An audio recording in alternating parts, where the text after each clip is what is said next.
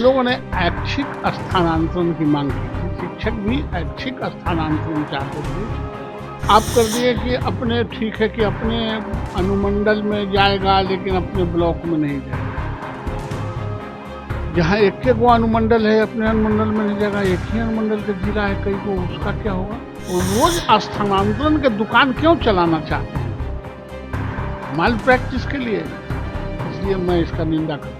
क्या लगता है जल्दबाजी में ये निर्णय ले लिया गया? कौन सी 2-4 साल लगेगा जल्दबाजी को? जो इतना दिन में बना रहा था तो जल्दबाजी का 2-4 साल का चाहिए? अधिकार है ही है। अधिकार किसी शिक्षक हो कि लेबर, किसी का अधिकार कोई चीज नहीं करता। तो लालू यादव के दामाद है तो छलांग का मारते हैं।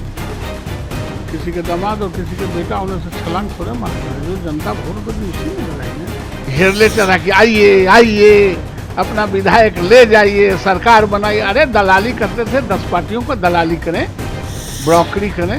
उनके जी में ब्रोकरी का है, ये सब उनके जी में नहीं है। इनके बस का रोग है राजनीति। नमस्कार, आप देखना शुरू कर चुके हैं लाइव सिटीज को। मेरा नाम अभिषेक है। हमारे साथ बातचीत करने के लिए बीजेपी के एमएलसी नवल किशोर यादव हैं। लगातार शिक्षकों का मुद्दा उठाते हैं और शिक्षकों की ट्रांसफर पोस्टिंग को लेकर नीति बनाई गई है। इस नीति में कई तरह के सवाल हैं, जैसे शिक्षकों को जो स्कूल है अभी 10% शिक्षक, नियमित शिक्षक जो है वही स्कूल में रहेंगे और बाकी पूरा फेरबदल कर दिया जाएगा। और जो शिक्षक आवाज उठाएंगे उन्हें जिला बदतर कर दिया जाएगा। शिक्षक काफी नाराज है कई सारी बातों को लेकर। इसमें देखिए, मैंने ये जो अभी स्थानांतरण नीति बनी है मैंने उसको देखा नहीं है, लेकिन कुछ कुछ सरसरी निगाह से मैंने समझा है, देखा है।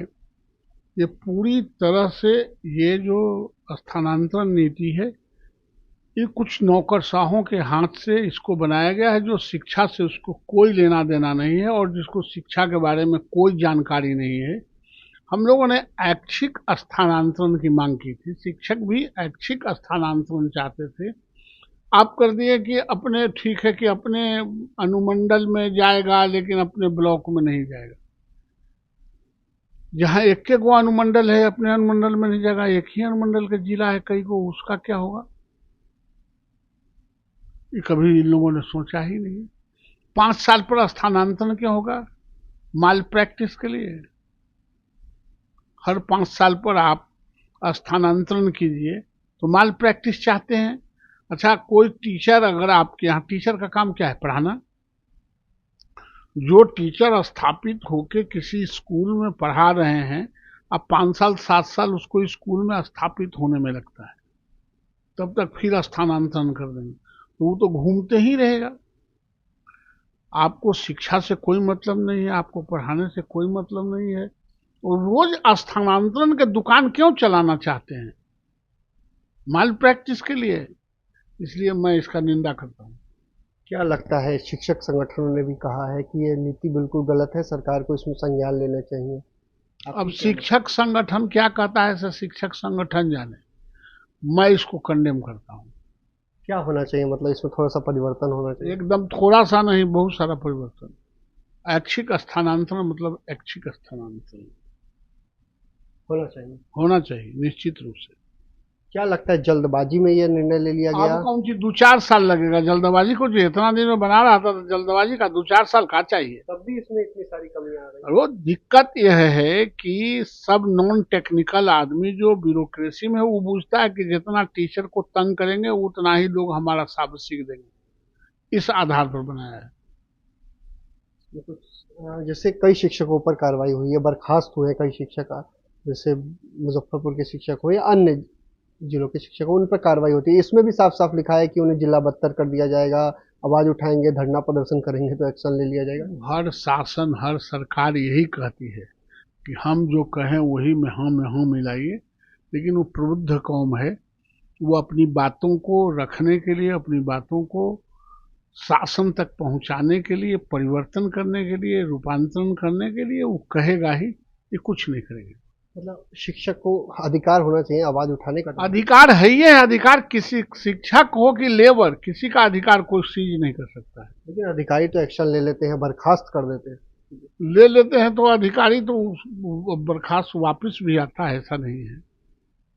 अच्छा, हरियाणा में जो चुनाव हुए हैं उसके नतीजे आ रहे हैं, बीजेपी आगे चल रही है, बहुमत के करीब है बीजेपी, क्या लग रहा है?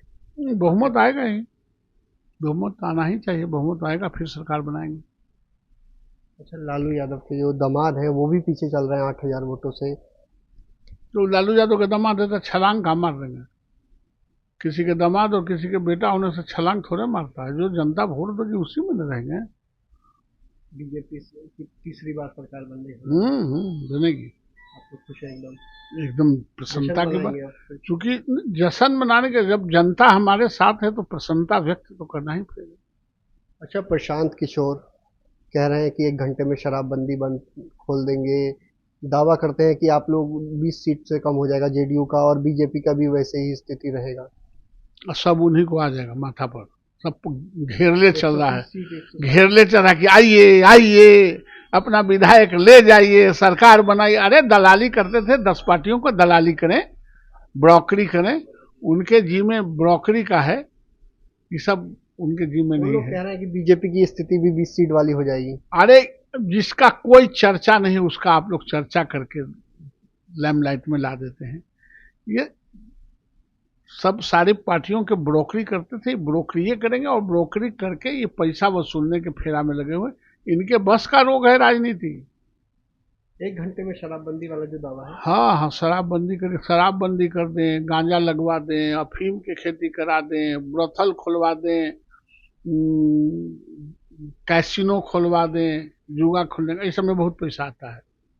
इसलिए ये सब करना चाहिए, राज्य को रेवेन्यू लाने के लिए ये सब करना चाहिए। उसी पैसे को ये लोग शिक्षा में लगाएंगे। शिक्षा सबसे खराब शिक्षा है इन्होंने दावा किया कि ये जुआ के पैसा, दारू के पैसा, के पैसा से ही अब बच्चा पढ़ेगा।